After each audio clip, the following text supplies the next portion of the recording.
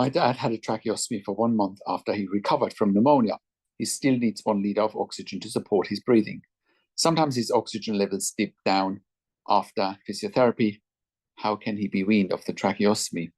What are the best nutritional supplements we can give for him as he lost weight drastically in the last 2 months? My dad is 83 years of age. This is a question from one of our readers who's asking that question. I will answer it today.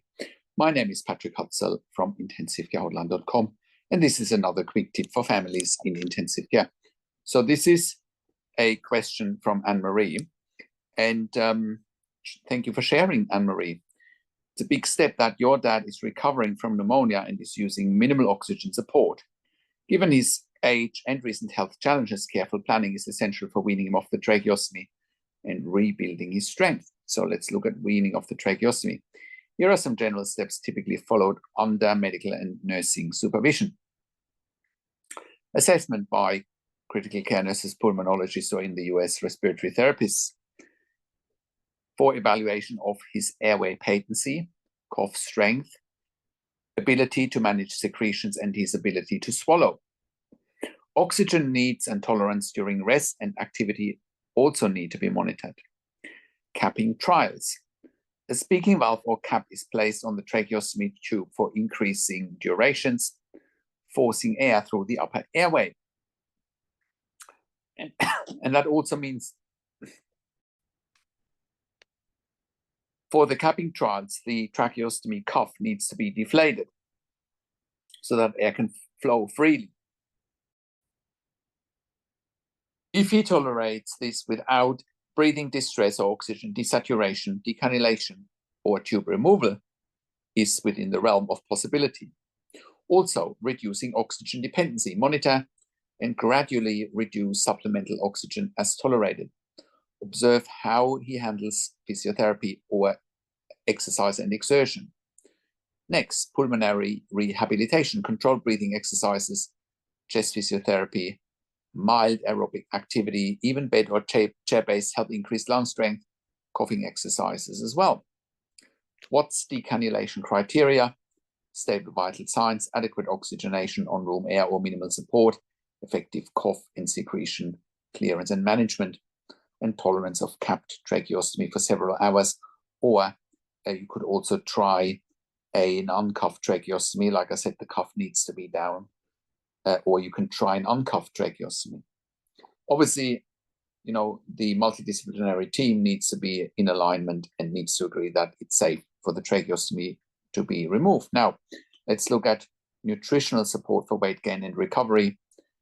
Since he's experienced significant weight loss, focus on high calorie, high protein, nutrient dense nutrition.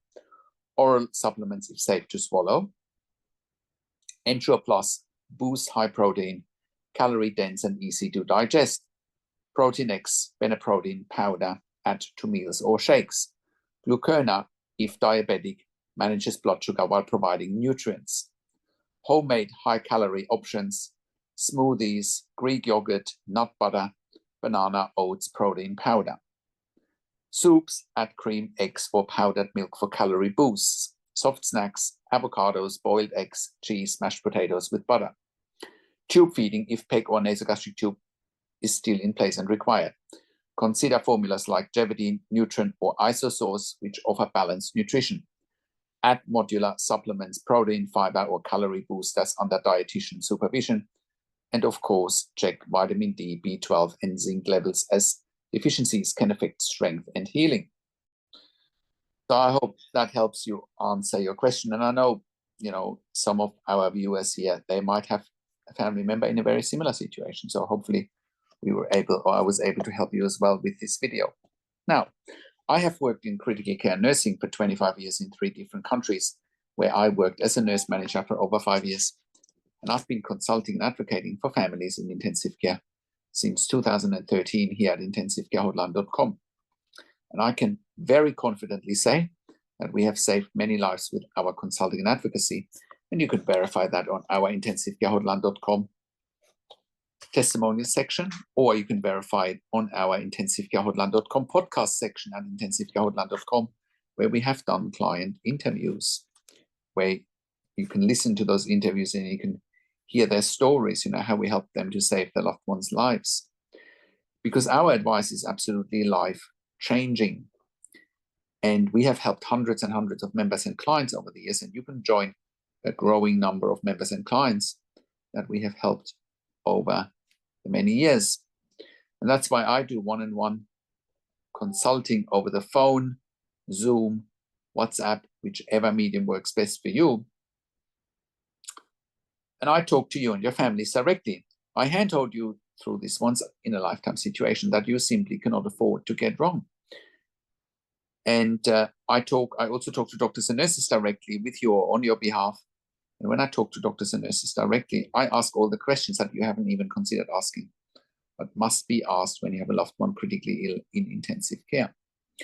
And when I talk to doctors and nurses directly, I also represent you in family meetings with intensive care teams so that you have clinical and advocacy representation in those meetings, which is critically important for the success of your loved one's care. And we also do medical record reviews in real time so that you can get that second opinion in real time.